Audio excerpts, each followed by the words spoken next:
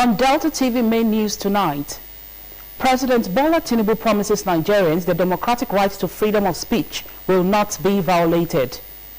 First Lady of Nigeria, Senator Oluremi Tinubu, calls on federal government and stakeholders to accelerate efforts to end child labor across moving flood waters to prevent accidents and delays. Abroad, a federal judge blocks President Donald Trump's deployment of California's National Guard to Los Angeles. President Bola Tinubu has promised to defend the democratic right of Nigerians to freedom of speech in his democracy to his administration's perceived unpleasant policies. He charged his political loyalists and lawmakers to value dialogue over dictatorship, persuasion over suppression, and right over might.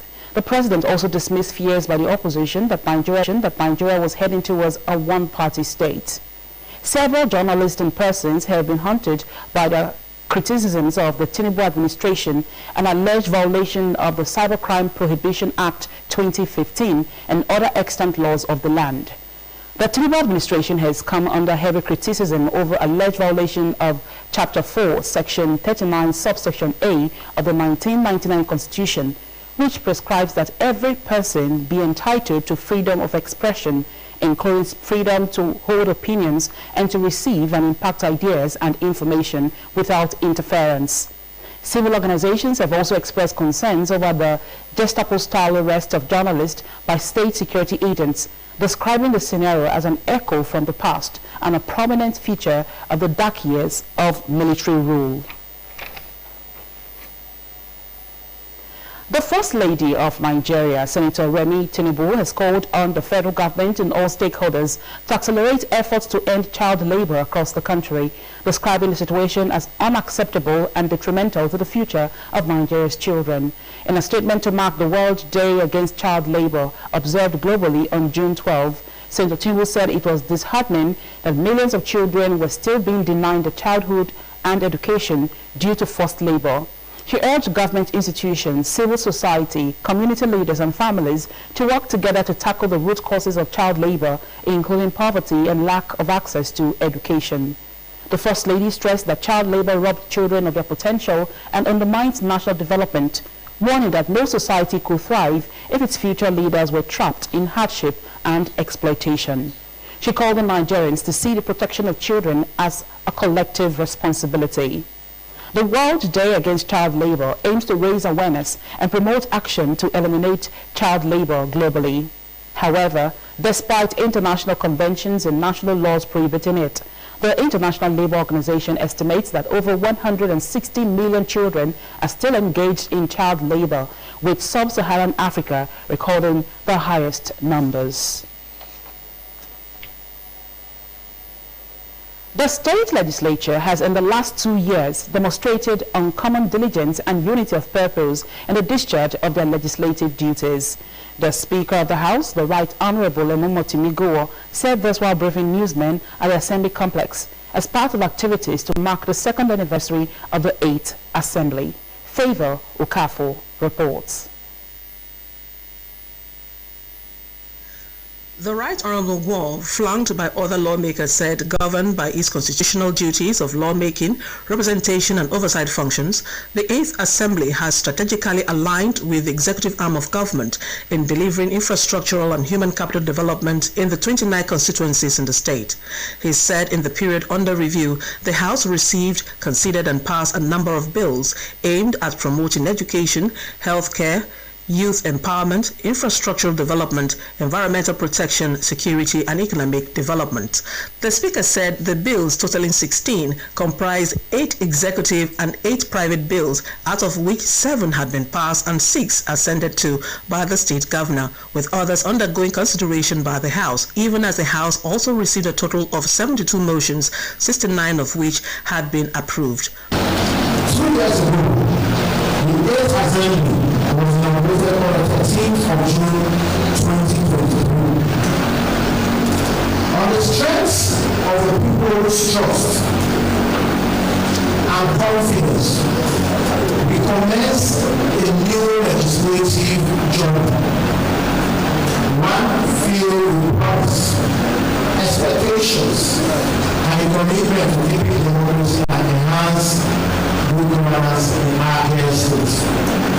Reiterating that the 8th Assembly had enjoyed a steady and meaningful progress, the Speaker commended the State Governor for his progressive leadership, while thanking fellow lawmakers for their diligence, Assembly staff for their understanding, and the media for accurate reportage. The anniversary activities include a novelty football match between House of Assembly and members of the State Executive Council scheduled for Saturday, June 21, and a Thanksgiving service at the Redeemed Christian Church, Region 34, Asaba, on Sunday, the 22. In the Aviara and Iri communities in Isoko South local government area to a peaceful resolution. The special advisor to the state government peace building and conflict resolution, Chief Edwin Uzo, made the vow during a meeting with representatives of both communities at his office in Asaba. Henry Onogwa reports.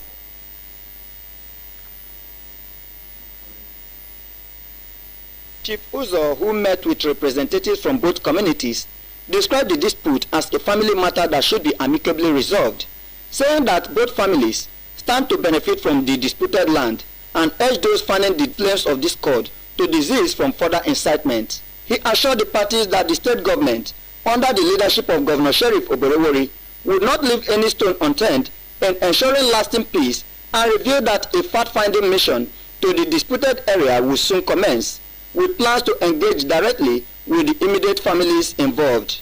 The special advisor called on residents of Aviara and Iri to support the governor's more agenda, which prioritizes enhanced peace and security across the state. Two communities, there are two families that have been into dispute over land. The Dobemi family and the Liwe family of Aviara. We have gone into the matter, we look at the matter, told them that we will come up with a fact-finding position. To look at the place, to see things that has happened there. Meanwhile, we've been able to tell them that everybody will benefit from the land, the two parties involved, because the land is from father to daughter. Earlier, community members, including the President General of Aviara, Chief Adonis Ubuwere, and his Iri counterpart, Dr. Charles Aruba, recounted their experiences regarding the dispute as both leaders expressed a strong desire for peace and commended the State Peace Initiative for its proactive step towards reconciliation. I want to thank Chief Uzo for his doggedness and his absolute approach to the issue. I want to appreciate the office of Chief Edwin Uzo, Peace Building and Conflict Resolution. And I believe that my community, by the special grace of God, we have confidence in his office because he has handled so many matters that concern Isoko, and we all have soft landing. Judges have always admonished us for settlement out of court, which we are doing here. The engagement ended on a hopeful note, with pledges of cooperation from all sides and a renewed commitment to harmonious coexistence. Henry Onogwa reporting. Governor Sheriff Oborevwori has felicitated with a veteran journalist and publisher of the Vanguard Media Limited, Mr. Sam Amuka Pemu, popularly known as Uncle Sam, on the occasion of his 90th birthday. Governor Oborevwori, in a statement by his Chief Press Secretary, Sir Festus Aho, praised Pa Amuka Pemu, a distinguished son and leader from Delta State, for his remarkable contributions to the media industry and nation building. The governor lauded the journalist's unwavering commitment to the ethics of his profession, his consistent fight against corruption, and his strong advocacy for good governance and rule of law in his career spanning over 6 decades. Governor Oborevwori wished the celebrants continued good health and many more years of meaningful contributions to the nation. Pupils of the Regina Mundi Our Lady of Apostles Private School, Asaba, were today at the Delta Broadcasting Service, DBS, Asaba, to familiarize themselves with the operations of the broadcast station towards improved knowledge of their chosen careers. Gloria Utolo reports.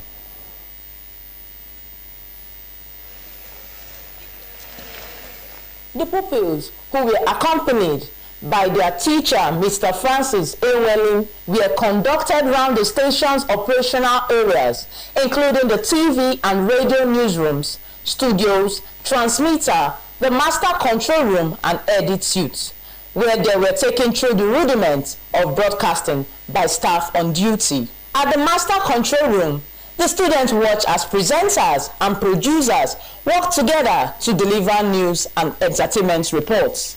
The pupils said the visit was part of their academic curriculum, aimed at providing them with experience and insight into the inner working of a broadcast station, while interacting with experienced broadcasters, engineers, and presentation directors, among other operation staff. They thanked their school authorities for the opportunity and the DBS management for their knowledge gained. I also learned how radio is being set, how they are on air, and how they talk. I learned a lot of things. I went to the radio television department, MCOR department, radio television and other departments. I learned that the acoustic walls absorb the noise, like the background noises. I want to thank Delta Broadcasting Service for having us. Gloria Otolo reporting. The Edo State Governor, Senator Monday Okpebholo, has said the security architecture of the state has been restructured as his administration has flushed kidnappers out of the key zones and drastically reduced cultism to its barest level. Governor Okpebholo stated this at an event held at the Government House to celebrate this year's Democracy Day.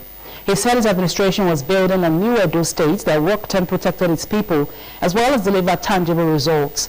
The governor assured the people that his administration would work for the good of all. You're watching Delta TV Main News. Still to come, residents of the state advised to avoid walking or driving through fast-moving flood waters to prevent accidents and delays. Details of this story and many more will come after the short break. Please stay tuned.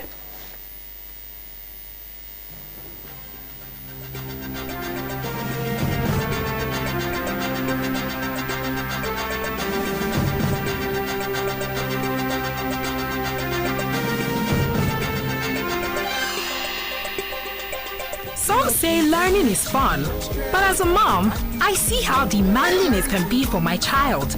That's why I ensure he starts every day with a cup of Bonvita. Bonvita, prepare them to win every day. Ikenga Festival. Ikenga Festival. The Chairman, Council of Chiefs, High Chief J.O. Osakwe JP, FCNA, on behalf of the Waluku and the entire Osisa community, cordially invite all sons and daughters of Osisa and the public to their annual Ikenga Festival celebration. The festival starts on 13 June and will be rounded off with the grand final ceremony, Ogen Ikenga, on at 4, Monday 16 June 2025 by 12 noon. Osisa Community Annual Ikenga Festival, a celebration of our rich cultural heritage. Announces High Chief Joseph Onyeka Osakwe JP, FCNA, Chairman Council of Chiefs, and Chief AA Ashikodi, Secretary, Planning Committee.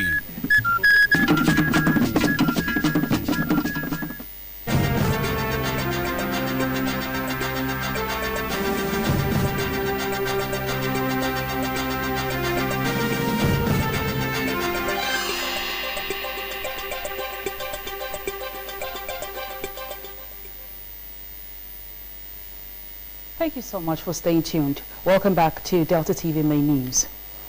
Residents of the state have been advised against walking or driving through fast-moving flood waters to prevent accidents and delays during the rainy season.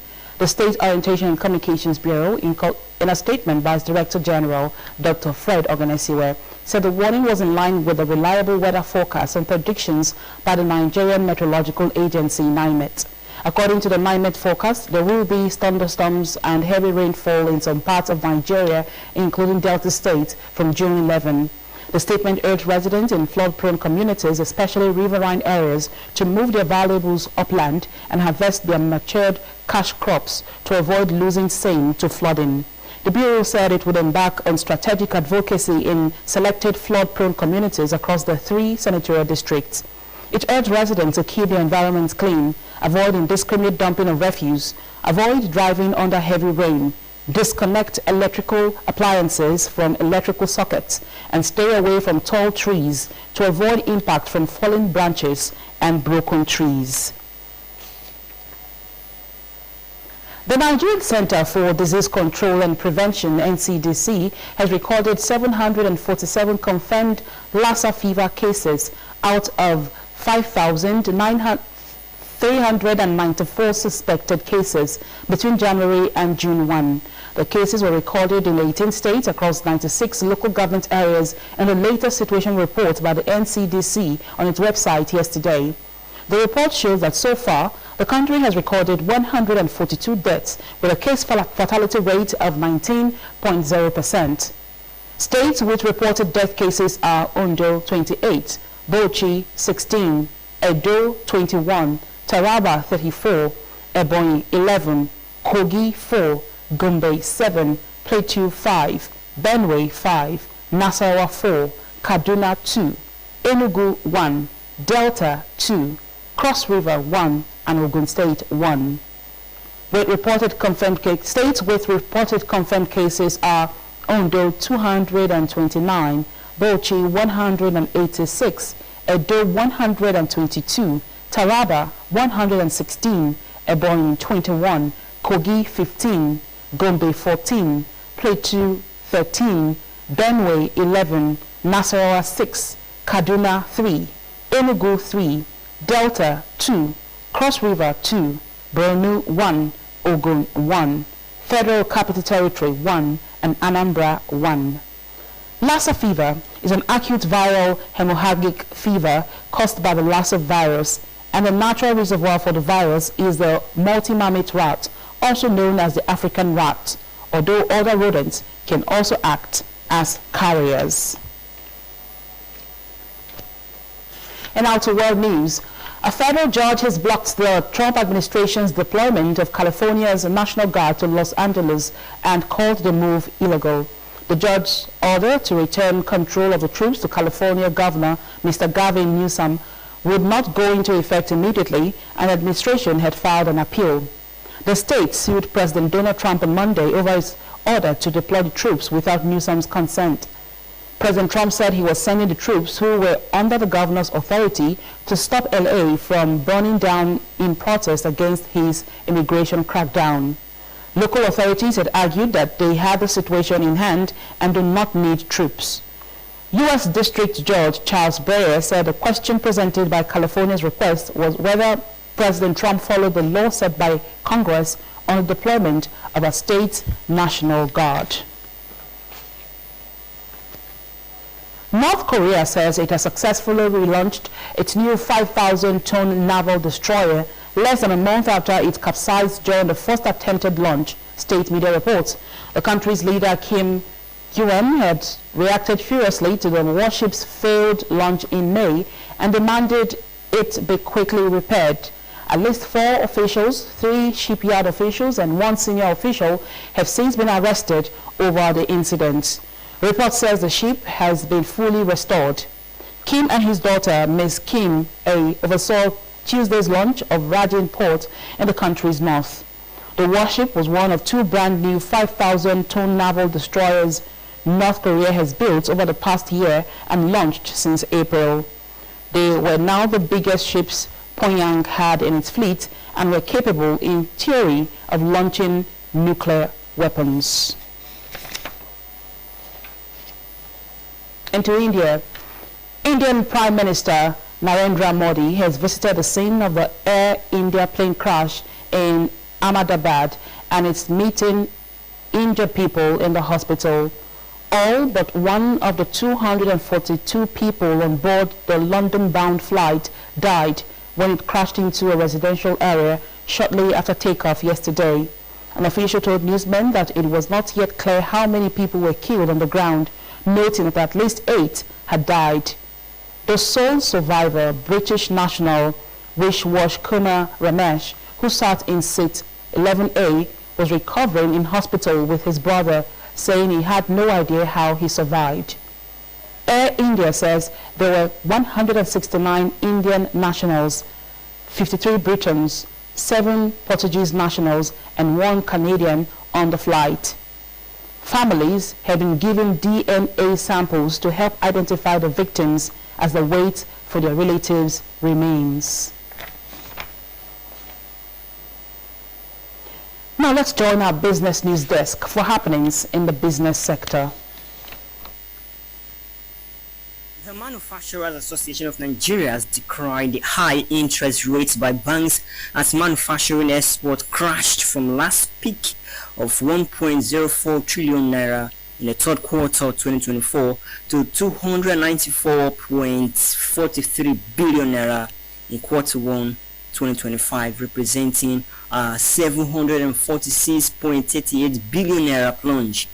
Foreign trade data from the National Bureau of Statistics show that manufacturing export value in quarter 1 2025 was 294.43 billion naira, indicating a 40.43% decline from 494.22 billion naira recorded in the preceding quarter.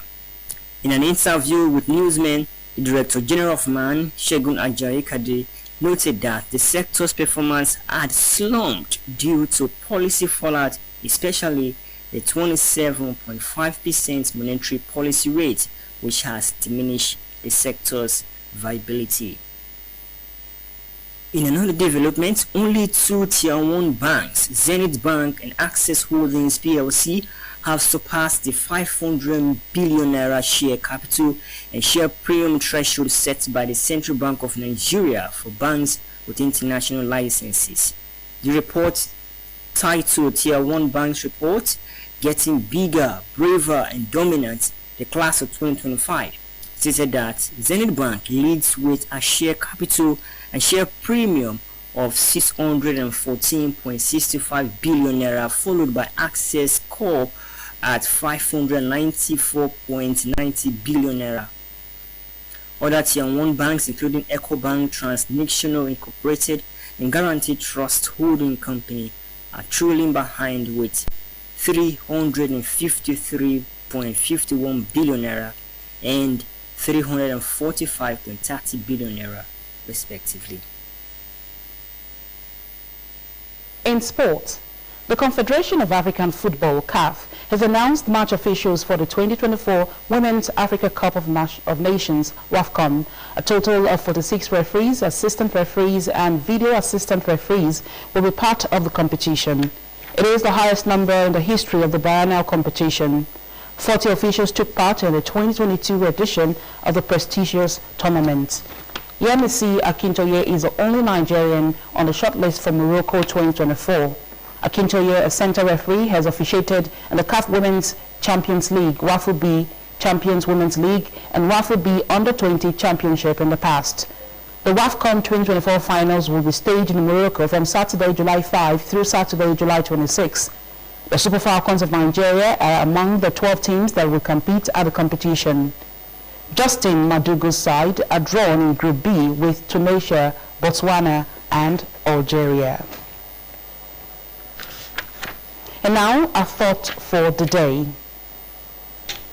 Saying no with the conviction that you are right is better than saying yes to please others or to avoid trouble.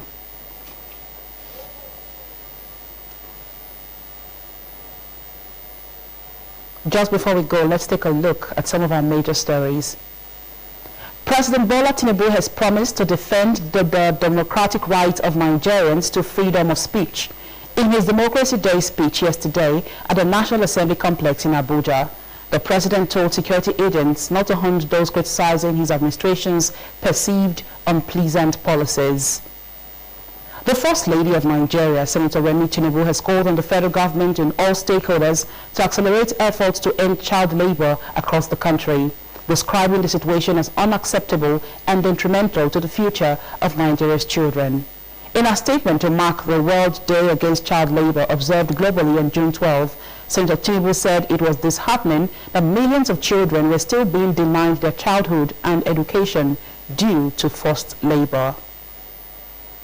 Residents of the state has been advised against walking or driving through fast-moving flood waters to prevent accidents and delays during the rainy season. The State Orientation and Communications Bureau, in a statement by its Director General, Dr. Fred Oganesiwe, said the warning was in line with the reliable weather forecast and predictions by the Nigerian Meteorological Agency, NIMET.